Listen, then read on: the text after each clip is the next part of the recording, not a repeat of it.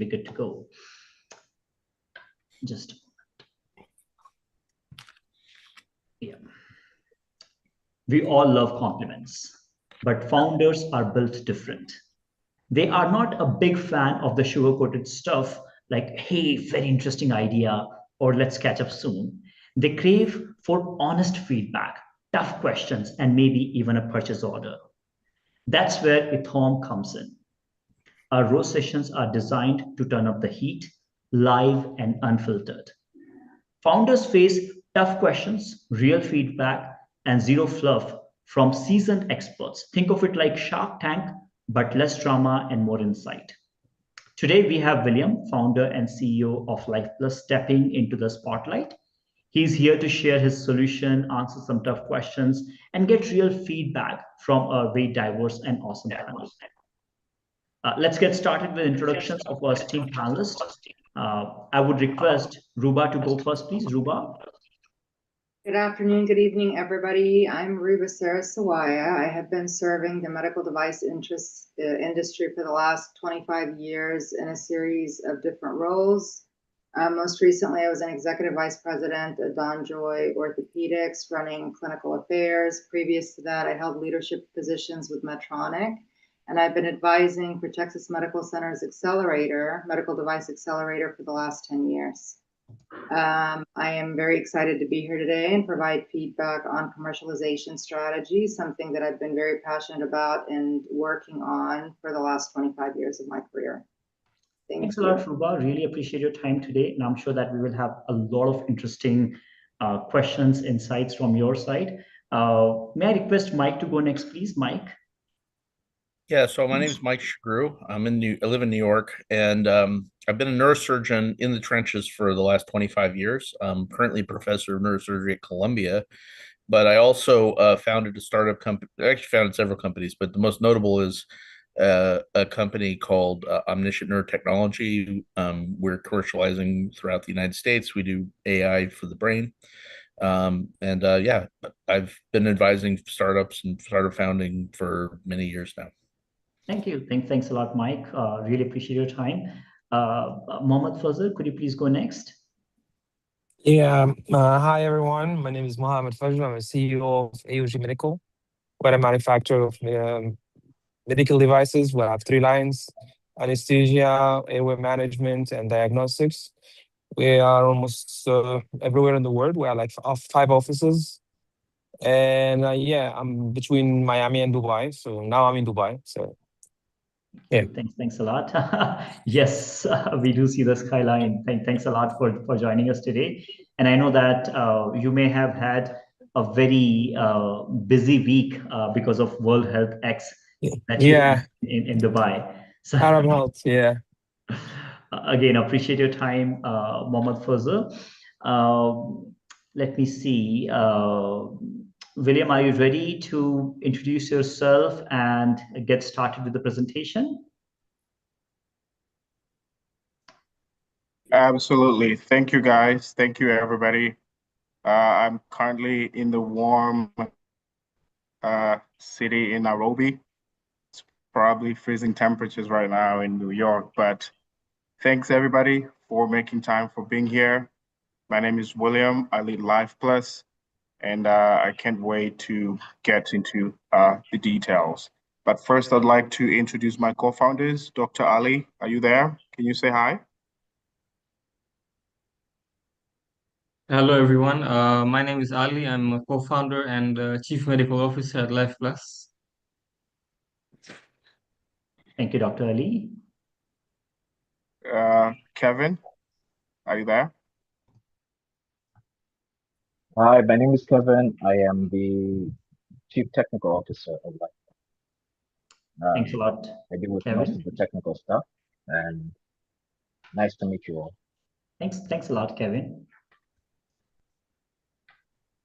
Okay. Absolutely. Yeah. So on your go, I can jump into the presentation, Pankaj? Yeah, please go ahead. Thank you. So I'm gonna share my screen. Yeah. Give me one moment. Okay. Can you all see my screen? It is Or in can you not? process, coming up. Yeah. Can you see my screen? It is in process. William, just give it a, okay, I think it disappeared now. Okay. Please try again. Sure. Can you see my screen? Yes, now we can see your screen. Please go ahead.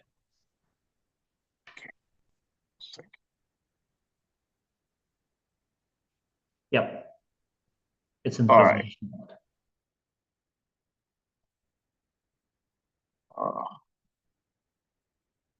Right. Thank you, everyone. Once again, my name is William. I'm a founder and CEO of LyfPlus. And LyfPlus is building an AI-powered healthcare infrastructure that connects hospitals, clinics, and labs into a single coordinated care ecosystem. We operate the coordination layer, connecting workflows and data across institutions with AI sitting on top to generate operational and clinical intelligence. We call it the Intelligent Healthcare Supercluster. Here's a quick rundown of our progress to date. We started as a two-sided platform connecting healthcare providers and patients with telehealth, e-prescription, and appointment booking. We're first to market and co-developed Tanzania's first digital health policies, along with the Ministry of Health and the Board of Medical Council. And this gave us strong regulatory competitive advantage early. Since then, we've built the region's largest healthcare provider network and worked with global institutions, the likes of German Corporation. We were honored Startup of the Year by the Prime Minister, and have raised over $500,000 from global leading investors. The problem we're focusing on is fragmented healthcare ecosystem. Today, healthcare still operates without a coordinating backbone. Exactly like aviation before 2004, banking before SWIFT, and taxis before ride-hailing. Health institutions all operate in silos as isolated islands with no visibility and no data sharing. Today, hospitals struggle with manual referrals, which create invincible patient leakage and operational inefficiencies. Patients face repeated tests, which doubles healthcare costs. Healthcare operational blindness creates artificial scarcity, where at one facility, equipment's underused, while another nearby, patients wait and system collapse under avoidable congestion. Healthcare, this causes over $2 trillion in wasted spending each year, as hospitals lose over 30% of outpatient revenues. Healthcare does not need another app. It needs a backbone.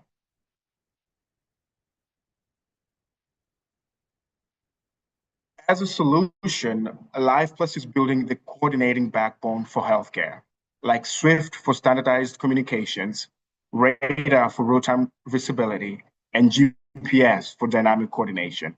This intelligent healthcare supercluster connects healthcare providers into one network to optimize operations, triage patients, and enhance clinical decisions. Imagine a maternity ward that is overwhelmed with patients, while another hospital 8 minutes away having multiple empty beds. With LyfPlus, facilities and patients can finally see the entire network in real time for better outcomes and care quality. So how does the solution really look like in practice? We operate across 3 levels: inside hospitals, across hospitals, and directly with patients. The architecture design is a 3-layered operational tech stack, integrating a 2-way data pipeline, feeding the model and the end user. Each layer with its own interface at the hospital level, inter-hospital level, and at the patient point of contact. AI only works once data and workflows are standardized. This is how the product interface looks like.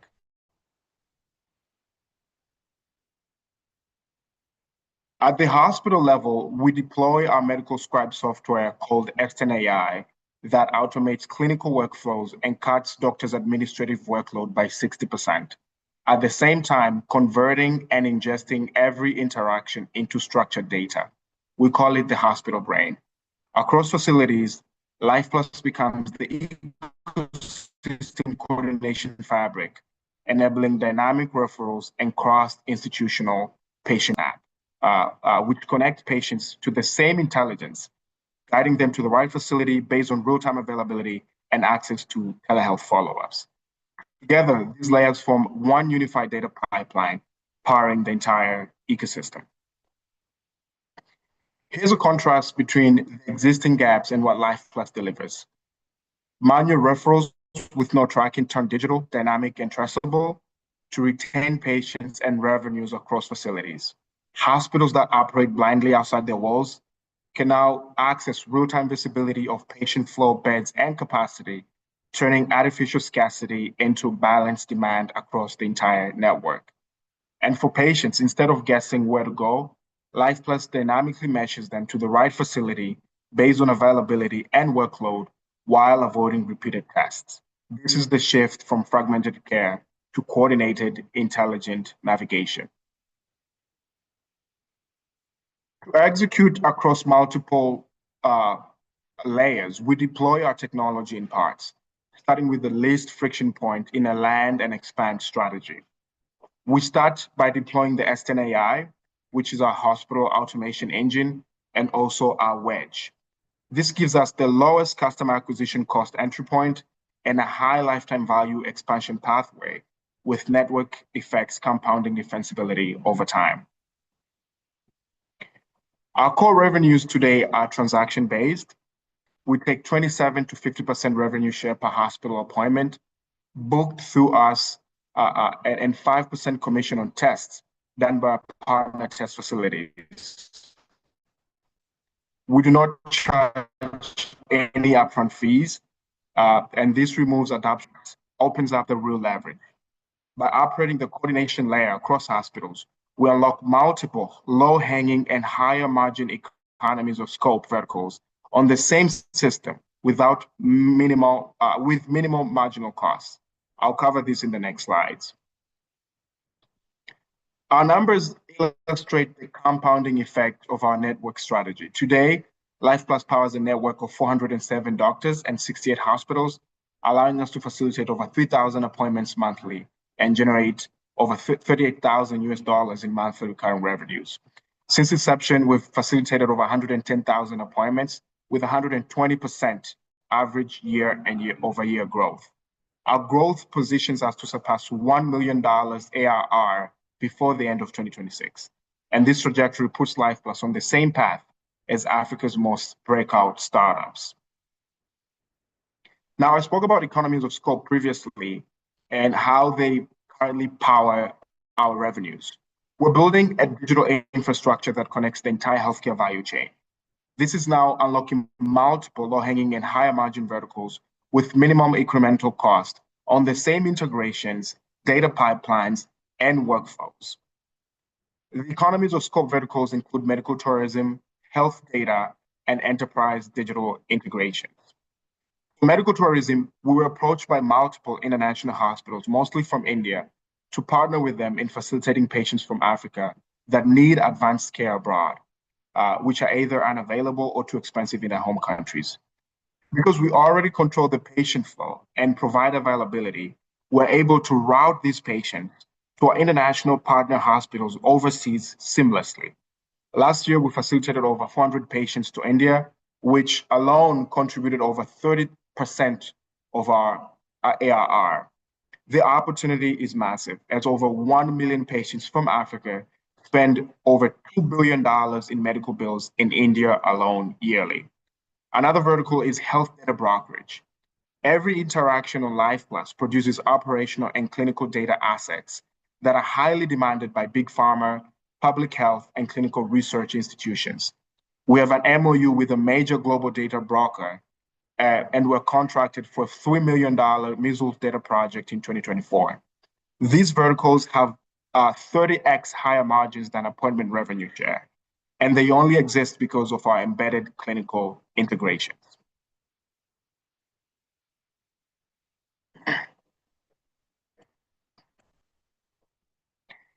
The market is sizable and the opportunity is validated.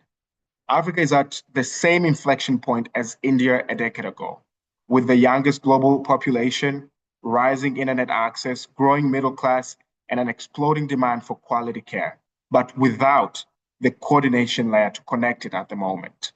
Today, there are over 1 billion hospital visits per year and over 600 million people already online. In Tanzania, 30 million outpatients are digitally reachable, spending about $2.4 billion annually on healthcare. And we're already seeing validation. Over $1.7 billion of VC capital is already invested in African digital health platform in companies like Visita and Helium Health. But these are siloed single point solutions missing the coordination layer. LyfPlus is solving that because it sits underneath connecting providers into a single operational fabric for better care continuity. In terms of capital, we're raising $5 million, of which $2 million is already secured. I'm happy to get into details about this later. And so we're now raising the other $3 million to operationalize new partnerships in Kenya, Nigeria, and South Africa. This capital will remove regulatory friction, slow onboarding, and unlock operational scalability. About a half will address product and regulatory risk in new markets, and about 30% will go into expanding our distribution and onboarding engine. The outcome is faster revenue velocity, stronger unit economics, early market leadership, making us Series A ready. Our team combines over 30 years of collective experience across medicine, business, and tech, with essential skills in prior entrepreneurship, policy, and machine learning capabilities. We're backed by world-class investors, and advisory includes CEOs of top VCs and multinational institutions. So what advantages set us apart from everyone else? Our differentiation lies in our scale, execution, and the strength of our partnerships. We've built the region's largest healthcare provider network, spanning hospitals, specialist labs, and clinics, a trust-based moat that takes years to replicate. Our defensibility is structural, with every new provider onboarded, strengthening the network and increasing switching costs across the ecosystem. We're betting on making healthcare itself intelligent by building a category-defining ecosystem infrastructure that others overlook. While thousands of EMRs, telehealth, insurance, and payment integrations are already happening across Africa, an intelligent horizontal layer that interconnects the value chain is what will truly accelerate the transformation. Join us. Thank you. Thank you. Thanks a lot, William, for this quick presentation. I think we should be ready for questions now. And I would request our panelists to go ahead, unmute themselves, and start asking the questions. Yeah, Mike, please go ahead. Yeah, I'll talk about the elephant in the room here, which is you always got to think, put yourself in the other person's ballpark, other person's shoes when you're getting a sales pitch, right? And you come in and you say, I'm going to give you guys a bunch of business, but I'm going to take 25 to 50% of the margin. And I looked at the logo map, and one of your logos is Apollo. And I looked them up because what is their margin? Their margin is 15%, and they're very well run. I know Apollo pretty well. And so the question is, if they can struggle, if they're doing that, how are you not going to end up with them basically getting a higher volume of money losing things if you're taking 25% of the or 50% of the gross collections? And so at some point, someone's going to look at the math and say, this doesn't make any sense. And when that happens, how are you guys going to basically maintain your prices, or how are you going to restructure your pricing to be competitive? Because at some point, I don't know what the hospital margins in Africa are, but my guess is, like the rest of the world, you're often working with, really difficult situations. Go ahead, William.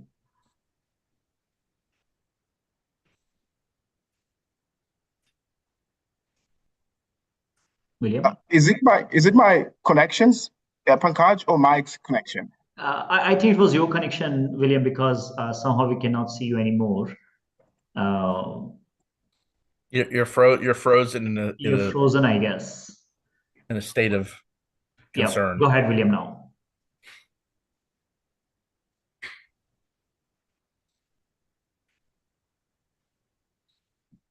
William, can you go ahead and answer the question? I think he probably logged off and is trying to log Or back probably Dr. Ali or Kevin can answer since William is trying to reconnect.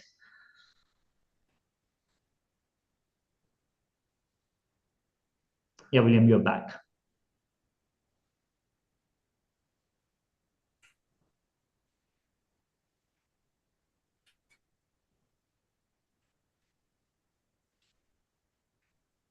I think he's gone again.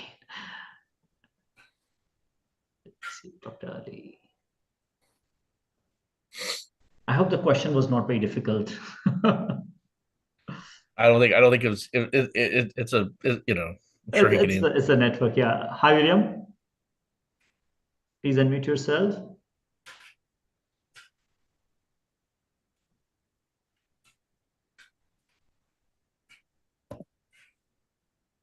Hello, am I audible? Yes, you're audible Yes. now. Please go ahead.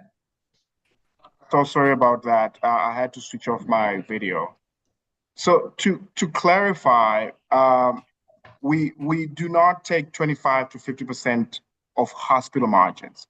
We take 27 to 50% revenue share per appointment, which is facilitated through our platform.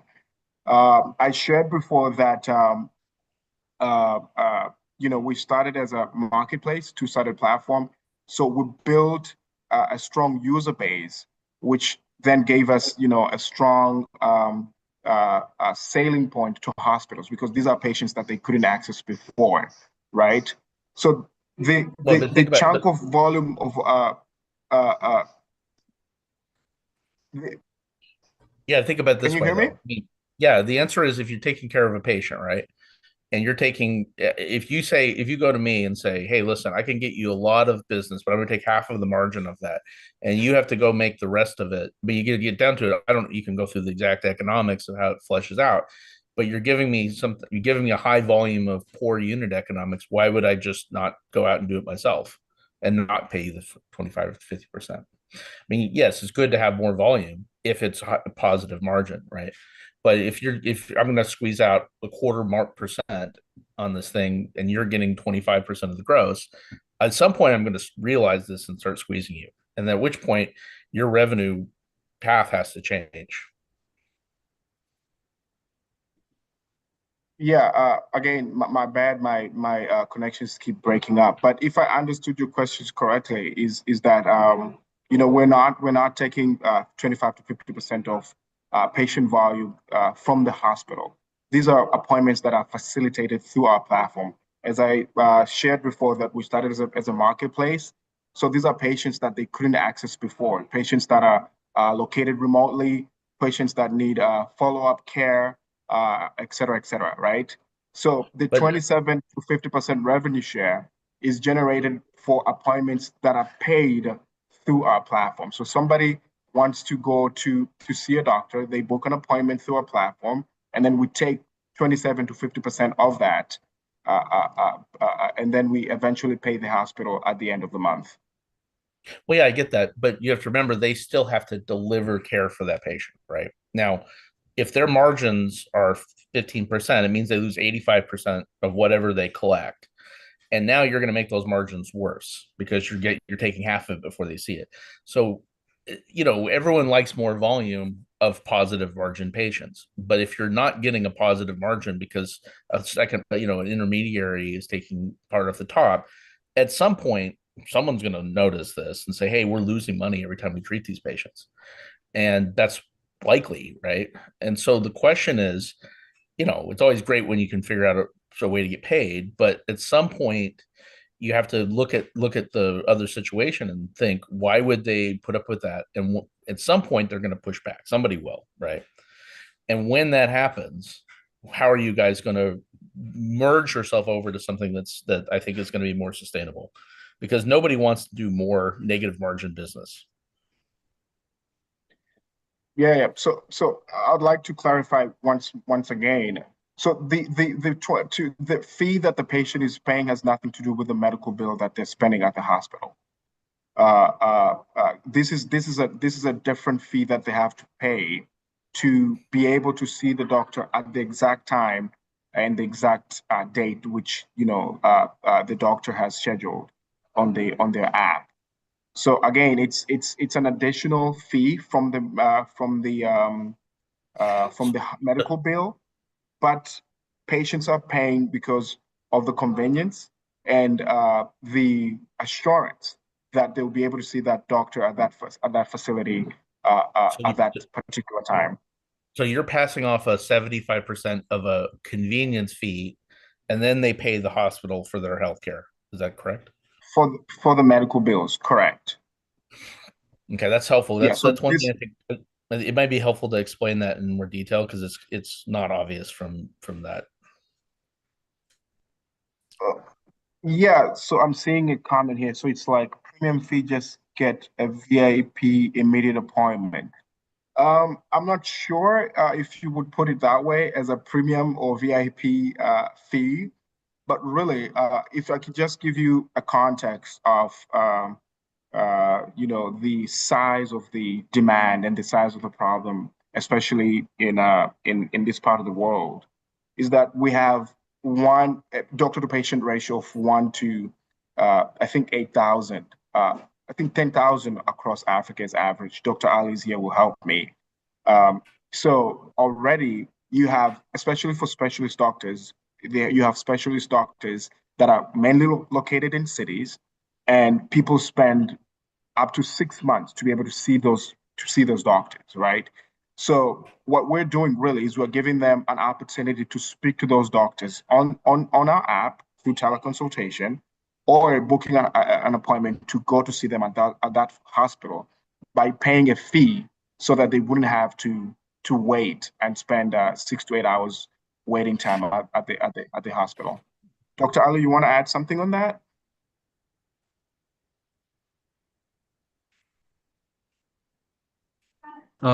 I just like to double down on the problem that on average we have about 200 kilometers traveling from a patient's the home place of the patient to hospitals on average in Africa, and we also have about 5 to 8 days average waiting time to consult specialists in parts of East Africa and Africa as well.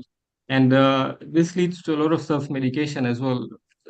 I've reviewed statistics that show that approximately 60% of patients self-medicate before they go to the hospital. And I've seen a lot of patients personally as well that usually I'm expecting someone to come and start with their symptoms. I have a fever, I have a headache, I have this. But a lot of my patients actually come and tell me that I've had fevers, headaches over the past 3 days. I've used this medication, I've used that medication. I bought it from a pharmacy because I didn't want to visit the hospital because it's too far and I have to wait for a really long time. Sorry. So approximately 60% of patients in this part of the world do self-medicate, and we are providing a solution to reduce the self-medication. So in this case, it almost sounds like, at least at the initial put, you guys sound like you're selling enterprise software. But right now, what you're making your money on is kind of a B2C concierge model. It's a little not exactly that, but it's basically what you guys are talking about. Am that a good understanding? Can you repeat that? I missed that. So if you think about it, right, usually when people talk about infrastructure, enterprise software, it's a B2B model, right? You're going and selling infrastructure to a hospital, right? And Yeah. But what you guys are actually making your money on is a B2C play, with the goal of hopefully the hospitals need to be on this system to take advantage of this patient flow that we're leading into. And those are, again, two distinct business models. And so selling B2B is different than selling B2C, especially, and you might be solving a really great problem, but I think in this particular case, being clear that, hey, listen, it's a B2C with the goal of turning it into a B2B. Because technically, if you're approaching patients, the economics are really different.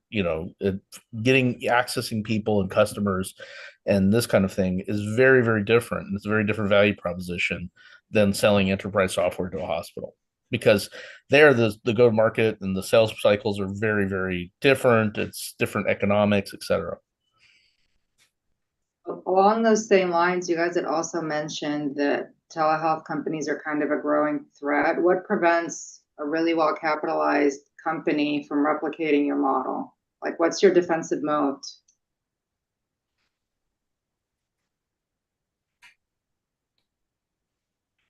William? Absolutely. Thank you for. I'll answer. I'll answer the two questions separately. Um, First, yes, I did mention that, we started as a two-sided platform, basically a marketplace, and we were connecting providers with patients, right?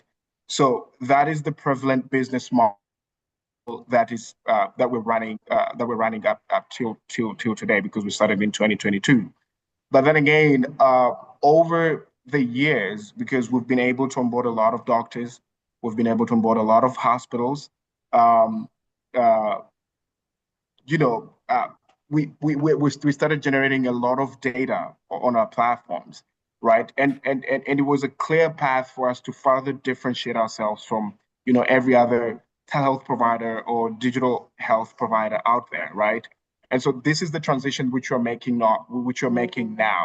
I mentioned during my pitch that we're an infrastructure. We're building an infrastructure business, but leveraging our existing resources, our existing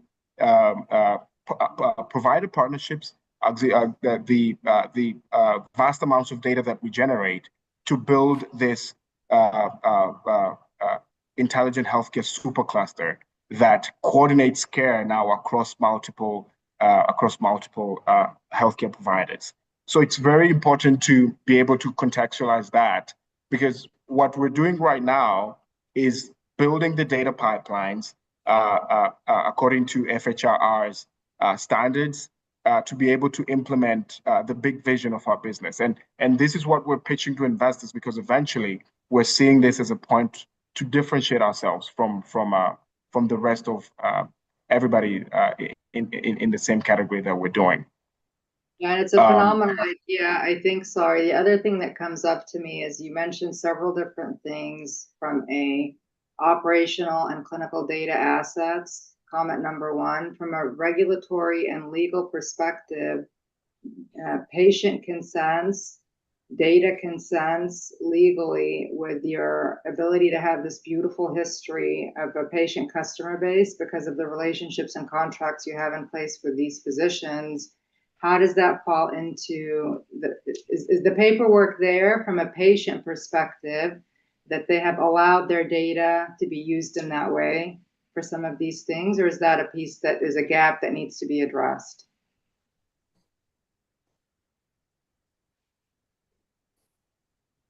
So if I got you correctly,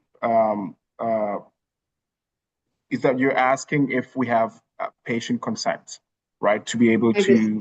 Yeah, Exactly. There's a patient privacy. Yeah. There's two things. There's a patient privacy. There's a patient privacy layer that is really, really important that can get you into a lot of trouble if you're not careful with that around consent. Absolutely. Yeah. Access. And then the second one is you had mentioned. So the clinical data assets is one, your ability to leverage and utilize that data and generate revenue off of it. Asks the question around, did you have consents from those patients for utilization of their information or their data? Question one. And then the other thing that comes up that you had mentioned that makes me curious is around the patient brain and the hospital brain, where you have pre-visit screenings, real-time clinical suggestions, and care plan drafting. From a regulatory standpoint, that exceeds clinical decision-making support tools and puts it squarely into a diagnostic or therapeutic area. And so from a regulatory consideration standpoint, have we thought about that potential for regulatory compliance issues, quite frankly, because of what it's doing, both with that and with the patient brain on smart triage? AI is phenomenal, but strongly encourage you with that comment that you made on investments to do a thorough evaluation against gaps from a regulatory standpoint. So you might be consistent and aligned with the standpoint with the regulations within that country, I'm seeing some concerns for other types of regulations globally that there are some issues.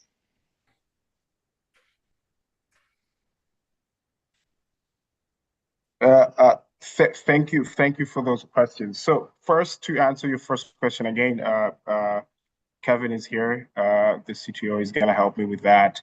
But essentially, you know, we are compliant. So most of these softwares, for instance, the medical scribe software that we're talking about that does clinical plan drafting, pre-visit screenings, that is it's already HIPAA compliant in the sense that it's built to be HIPAA compliant. And this is a software that we have replicated from our partner in Silicon Valley. The name is Sally AI, right? But to answer your first question regarding data, I mean, patient consents, we haven't really started commercializing patient data, and that's very important because even on our slide, we mentioned that is future revenue streams.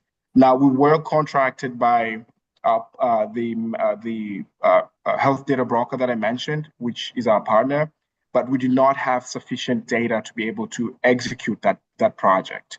But we do have a partnership with them.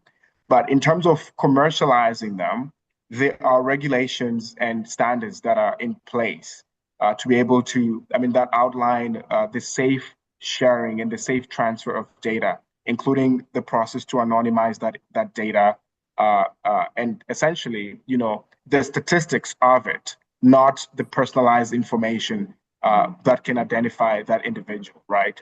So that's very important to put out there. Another thing is that we have user guidelines and user policies that patients have to agree when they join our platform and when they speak to doctors on our platform. And that includes,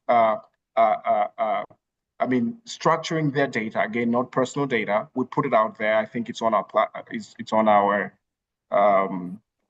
Can you share the link, Kevin? I think it's on our website, appointments website. Can you share the link, Kevin, if you have it on the chat? But yes, the user policy is there, and it explains everything with regards to how we use their data and how we process it and how we structure it, and how that's used even on like what you mentioned, the S10 AI, which is the hospital brain, as we call it. So that's brilliant. It doesn't address a really specific question for Kevin. That's awesome on privacy and HIPAA privacy. So you check that box. Good for you. That's phenomenal. So credit to the team on that front. The second laser-focused question is around utilization of these AI components within the software to drive recommendations along the lines of either screenings, clinical suggestions, and drafting clinical plans.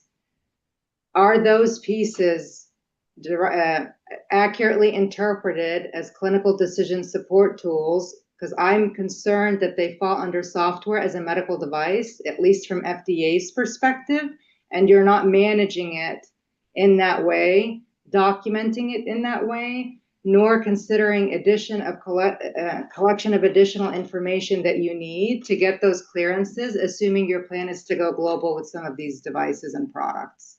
So Kevin, are we doing that from a, hey, we recognize that yes, those three activities fall under software as a medical device from FDA's perspective, and we have a regulatory submission strategy in progress? Or is that not the case at this time? And the plan is to use some of that investment to address this issue.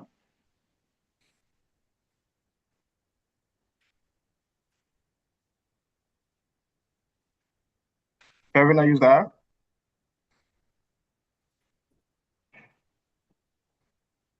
Kevin? Kev?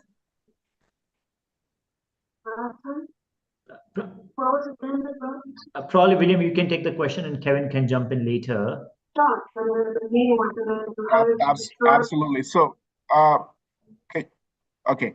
So yes, thank you for that question, Ruba. So this is for the Aston AI. We have we have an exclusive partnerships with Sally AI, as mentioned, and on their side they are FDA approved to operate the software because it's a clinical decision support tool, SDS, rather than software as a medical device, SAMD, right?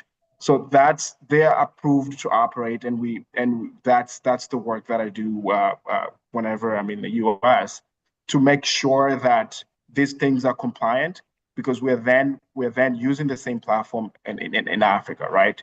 Even though the regulations haven't yet caught up to speed in Africa, and I'm saying this because we also co-developed the first digital health policies in the country in Tanzania. So I know where we are in terms of regulations, right? But yes, it is, yeah. The Aston AI drafts notes, structures data, generates suggested care plans, and it is in the context as a clinical decision support tool, not like something that the doctor can rely on. It's almost it's predictive analytics, especially when it comes to clinical plan drafting.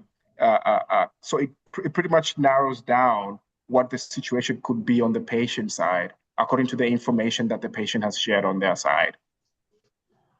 And this is very clear with our partner hospitals we work with. Yeah, well, I mean, Sully, you brought up Sully AI specifically. There were some interesting issues that had come up with them for the AI powered, with some physicians being concerned that it wasn't consistent with the FDA regulations. Like that was, I think, back in late 2025. So if you haven't had visibility from your partner there on some of those issues, I strongly encourage you to take a look at it.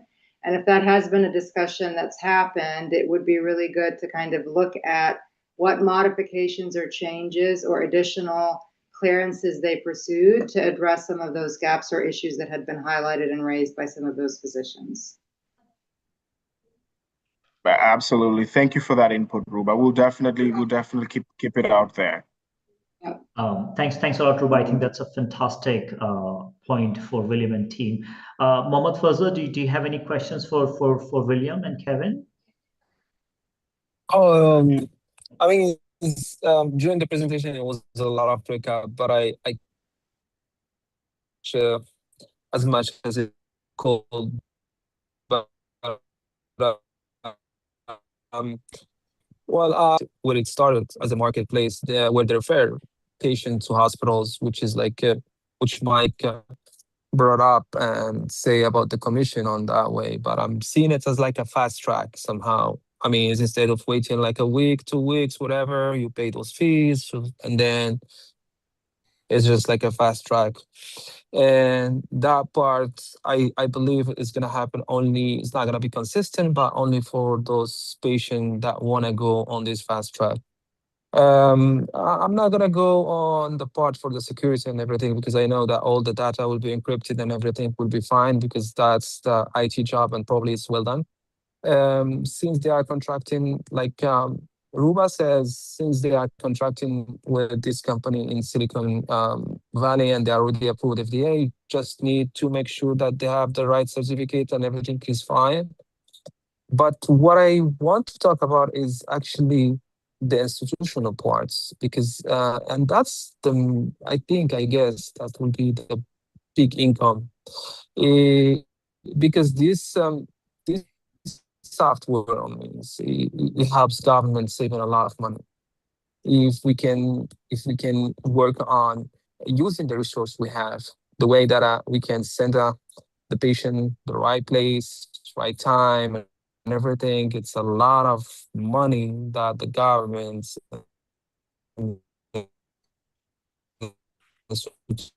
institutions will save. Did you already minister in anywhere, I mean, in any country over the world? Because I think there is a lot of country that would be very, very, very interesting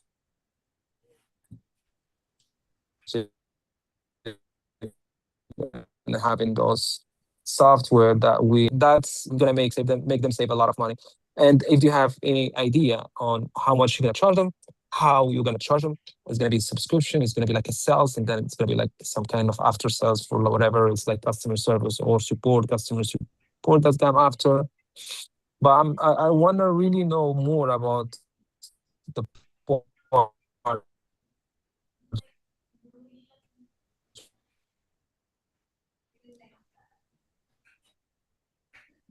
William, think Mohammed is breaking up. uh, Or am I the one breaking up? Yeah, Mohammed, he's I breaking. think, We're fine. yeah, I thought, okay. Well, can I jump in with a question? While Please go ahead, Mike. Yeah. So, again, the statistics are grim with startups. Let's be frank. Most of them fail. Your presumption is you're going to fail and end up with $0, right? That is, to beat that, you have to do something really well. Okay, so that's just the facts. Now, not trying to be negative about it, I'm a startup founder. So what I would get at is right now, if I look at it, you're raising 5 mil and you're doing a multinational expansion, you're going in all these different areas. And one of the questions is, it's really a prone for losing focus. And more importantly, you have to have a clear identity of what you are, right? So you can do other things, but first you want to earn the right to dominate one thing. So you knock on the door and you say, "Hi, I'm from LyfPlus," and everyone knows what that means, right? Absolutely. At least in that area. And so I think one of the questions is as you're migrating to enterprise software, the LTV CACs are totally different than the market you're currently in.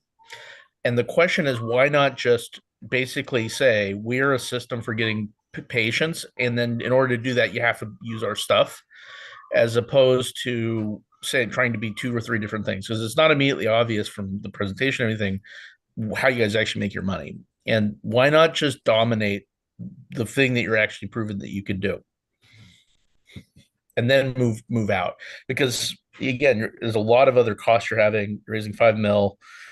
That seems like it's going to last forever, but again, most startups fail because they run out of money. That's very true, Mike, and I have to agree with you on that point. So essentially, like what I mentioned, we're very strategic with our expansion. Recently, we got an offer. We secured the 2 million to specifically expand the medical tourism vertical of the business. And I want to be very specific with that because the investor looked at the economics. He understands the market because they're African. I mean, it's a Silicon Valley based VC, but a big part of their operations is in Africa as well. So they understand the scale of the problem. They understand the opportunity that exists, and then they see they've seen our growth over the years and our potential, right?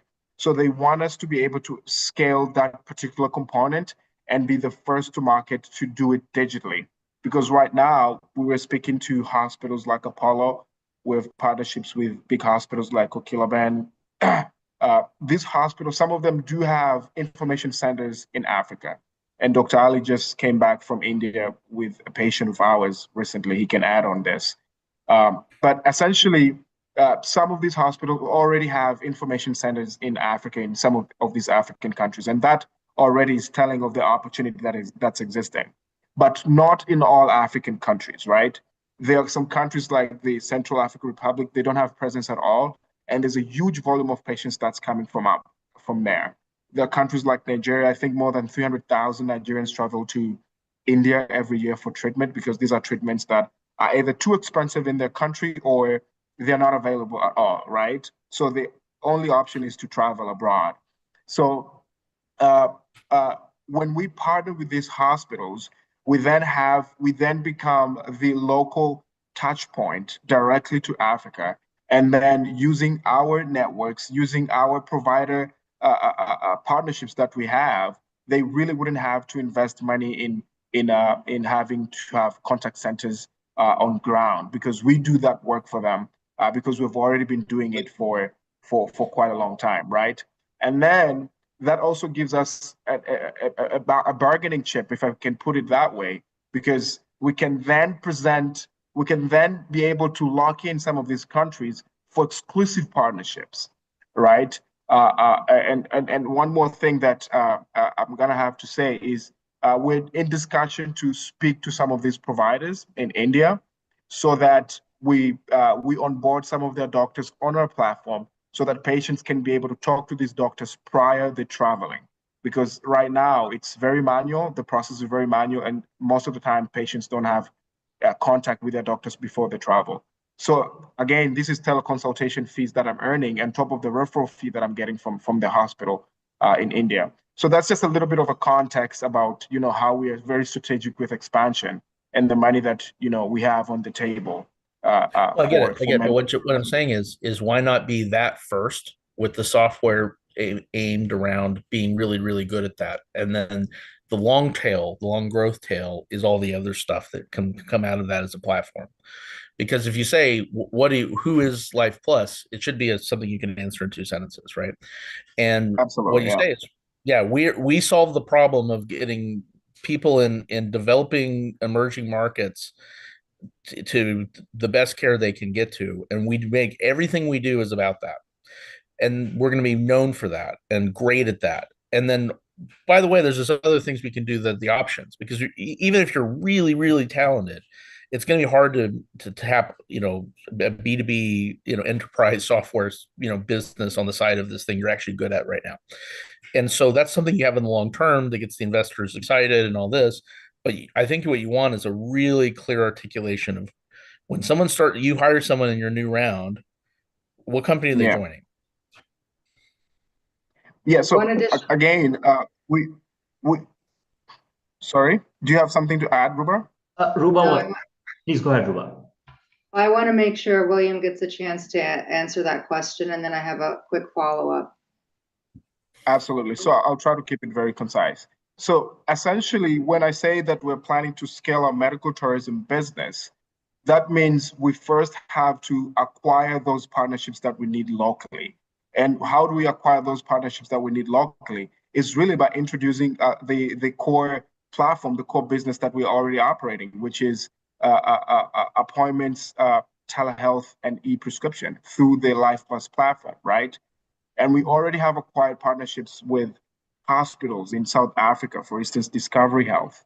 These are partnerships that we already have. We just need to operationalize them. The same thing with Kenya, Coptic Health. Now, once we have those agreements, then it becomes easy for them to refer those patients that they can treat locally for us to refer abroad.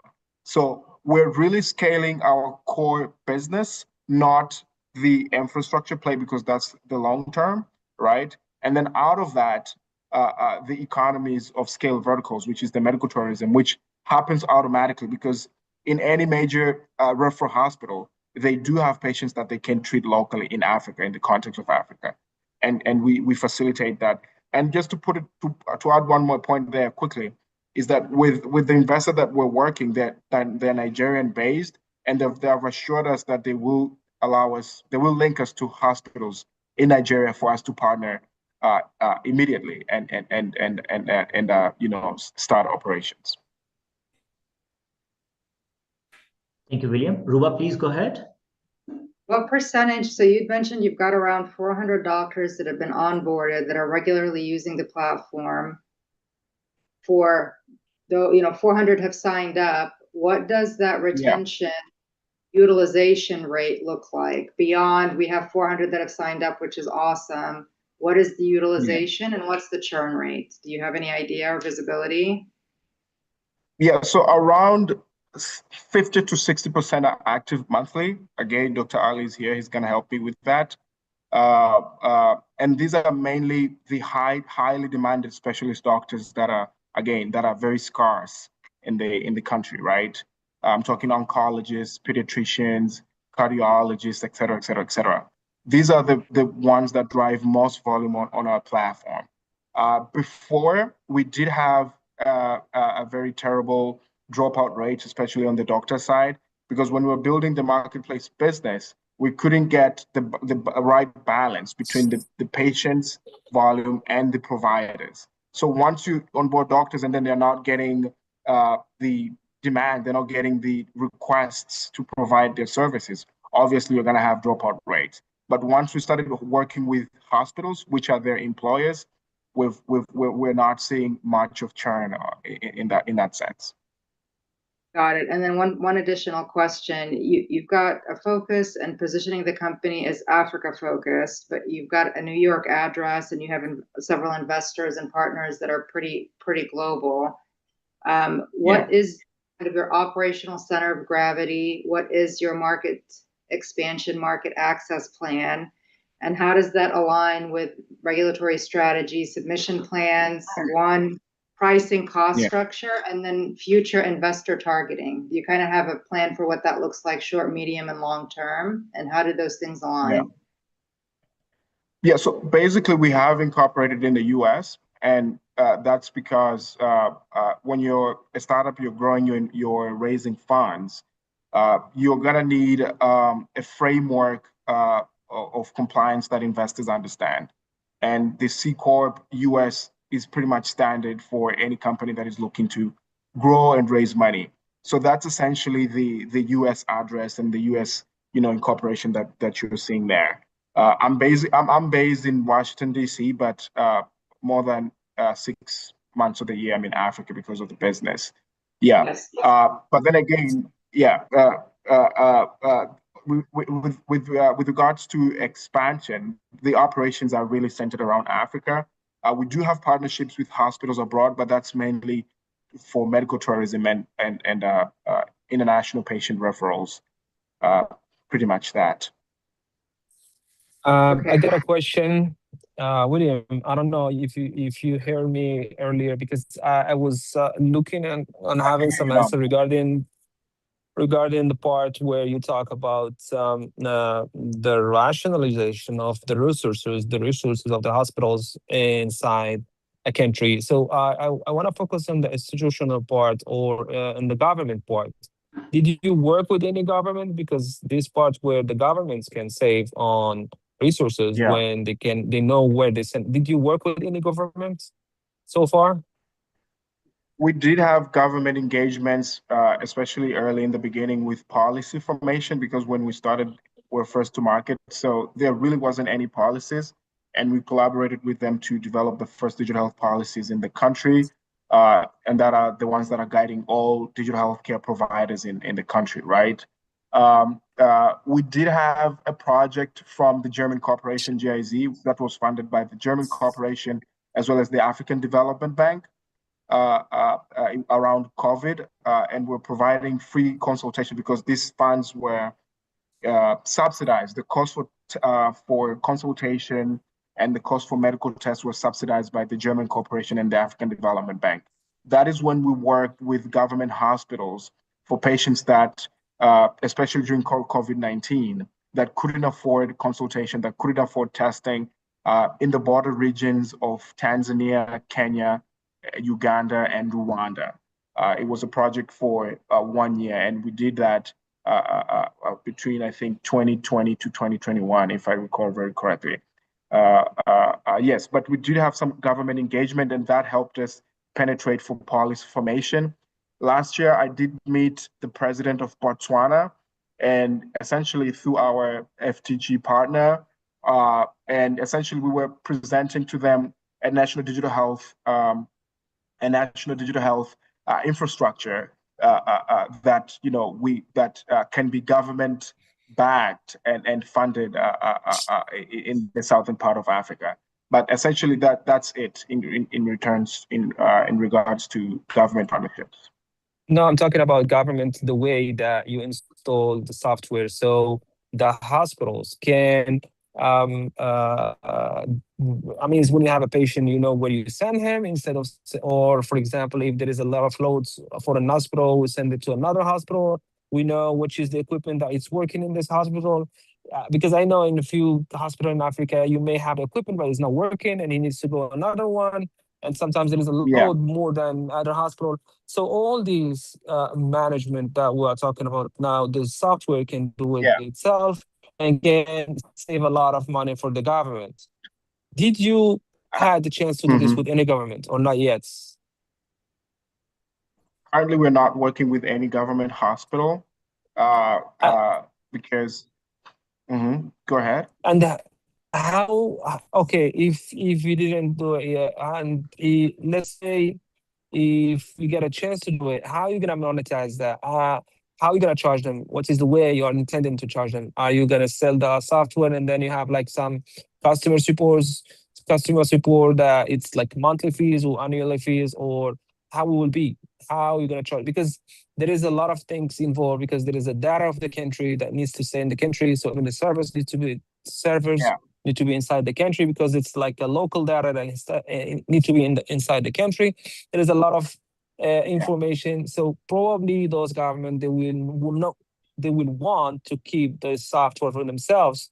So are you selling it, or and then you just do the customer support, or what is your plan? I mean, on doing this part when you gonna, because I think this part will have a big revenue. Yeah.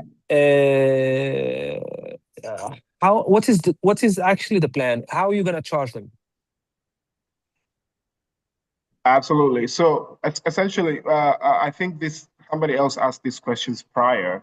I really believe, like what you're saying, the infrastructure business, essentially, relying on our guardrails. I mean, on our infrastructure that we're building now, will be very, very transformative, especially for government hospitals or government run health facilities, because the coordination, the referrals, the referring, and the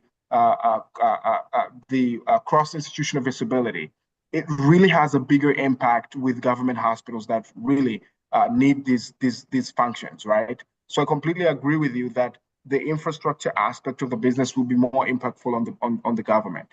With regards to monetizing, we're looking at the same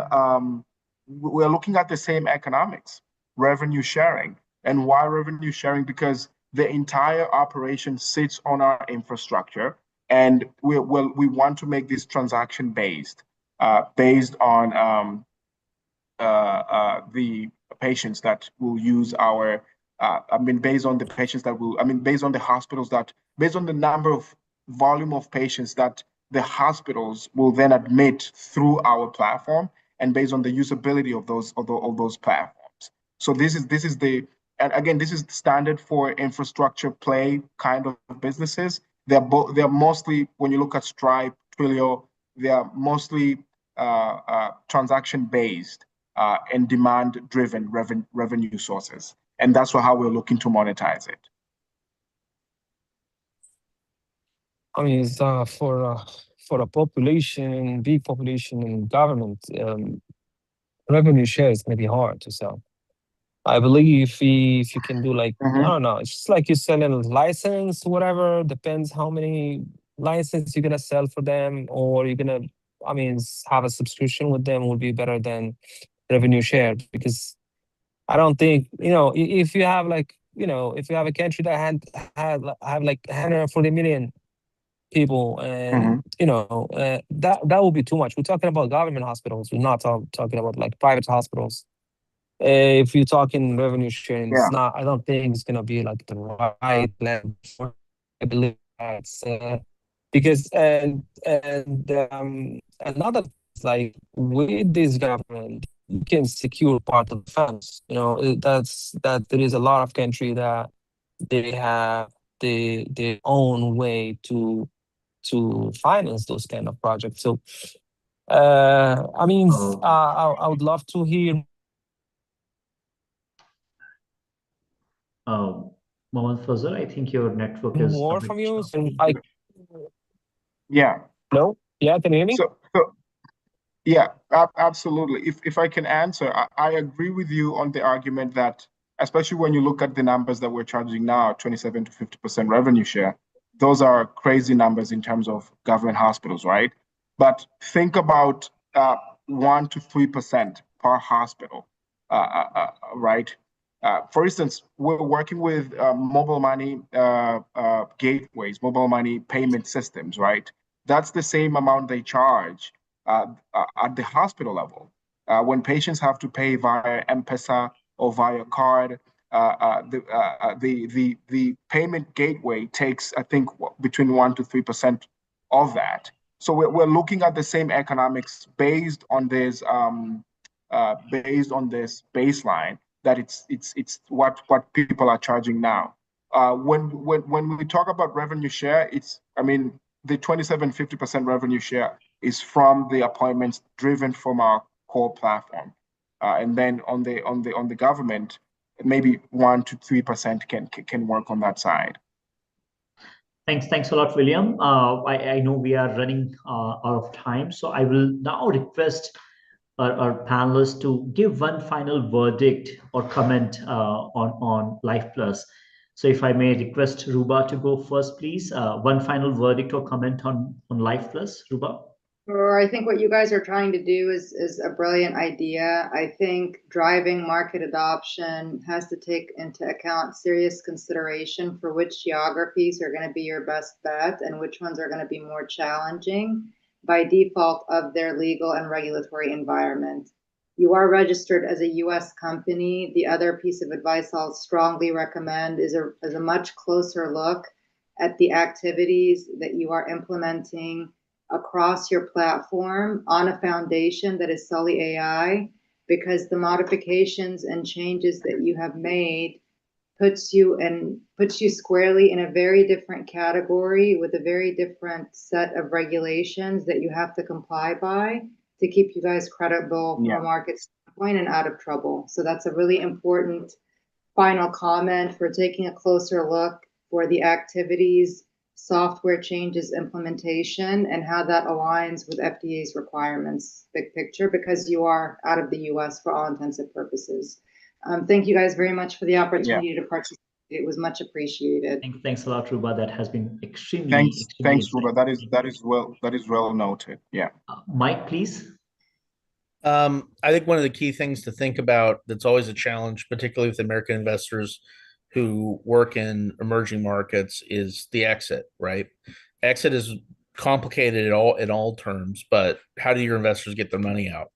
And in developing markets, emerging markets, it's much more difficult because there's fewer acquirers, and where you list can have significant challenges. I mean, everyone wants to list on the NASDAQ in theory till you realize you're going to be a small cap and not get as much coverage as you would in another market. So I just encourage you to start thinking about that early, because it's such a fundamental challenge in investing in emerging markets. Thank you. Thanks a lot, Mike. Mohamed Fazr. Can I add a little something there, Pankaj? Please go ahead. Absolutely. So I think that's a very, very important point. If I can start answering what Ruba mentioned, you're very correct. What Sally AI now is doing is developing AI agents, AI healthcare agents, and the regulations, because they already have partnerships with hospitals across the US, and regulations around AI healthcare agents is not yet established. I think that is where the main issues came from last year, because now they're really focusing on building AI agents, and they're pivoting again from the medical scribe software solution to AI agents. That's going to take a while, but I'm seeing a lot of companies coming up from YC that are doing the same thing, and that's going to push regulations to move faster. But I really thank you for that feedback, because that really opened my eye on that part. With regards to the exit strategy, I think that's very important, especially when it comes to building an investable business. What I can say is that we have had successful companies, a lot of them, quite honestly, on a yearly basis, that go IPO, the likes of Jumia, companies that sell in Africa. It's a very mature market. For people that are not very familiar with the Africa tech ecosystem, they might struggle, but for people that are already familiar with it, they already know the opportunities that lie here. But yes, that's very important, and we have to be keen looking towards how we can position ourselves better for the future. Thank you, William. Mohamed Fazr, please. Thank you, Mike. So to recap a little bit, so the idea is good. Product is fine. I mean, it's gonna help a lot, especially in infrastructure parts, especially for government. He can cash up a lot of money. But on the other hand, it's a project or it's an idea or it's a startup that it's easy to duplicate. Very easy to duplicate. That's the big issue. That's why I think the exit strategy needs to be like at least like as I don't know, should be like no more than 2-3 years and take your money and run, because there will be always someone that's gonna duplicate and do better than you. And I mean that's my advice so far. But it's the idea it's phenomenal. I love it. I like it. Now we need just to see how to secure it and how to exit from it as soon as we can. Thank you, Mohamed Thank you, Fazr. Mohammed. Appreciate it. Okay, any other comment from other attendees? Any final verdict or before we hang up? Okay. Again, I think William, what you did. Sorry, go ahead. I would like to say, even though this is a roast session and we have been roasted, it does feel good to end on a positive note. Exactly. Yeah. So Yeah, thank you no, for the vote of confidence, and yeah, especially Mohammed and Ruba. yeah. Thank you so No, much. definitely, it was, extremely insightful from my perspective. And William, Kevin, what you did today is extremely commendable, because you invited criticism for yourself on a live stream public forum and responded to all the questions very positively with a smile on your face. So I think that's the most important thing, that you take the feedback, you take the constructive criticism and work towards improving your overall business. And I'm sure that this session will bring new energy, new ideas, new growth trajectory for LyfPlus. But again, hats off to your guts, to the positivity that you showed today. It is extremely inspiring. I hope we can find more collaboration opportunities with the esteemed panelists and collaborate with them in the future sessions and events as well. Again, thanks everybody for your time. Really appreciate it. Thank you. Bye, guys. Thank you. Thank you, everyone. Thank you for your time. Have a great one. Thank you. Bye. Take care.